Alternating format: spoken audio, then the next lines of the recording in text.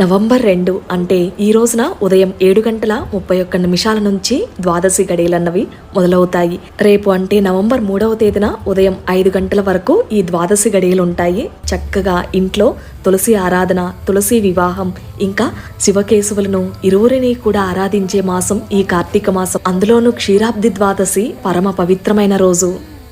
విశేషంగా ఈ రోజున తులసి ఆరాధన ఏ ఇంటైతే జరుగుతుందో ఆ ఇంట అష్టైశ్వర్యాలు, సుఖ సంతోషాలు వెల్లువిరుస్తాయని మన పురాణాలు చెప్తున్నాయి.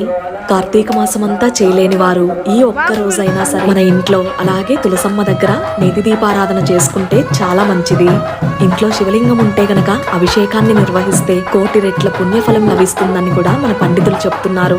ఒక చెంబులో నీటిని తీసుకుని ఇలా మన అరిచేతిలో వేసుకొని ఆ 2 వేళ్ల నుంచి శివలింగంపై నీరు పడే విధంగా అభిషేకం చేయాలి.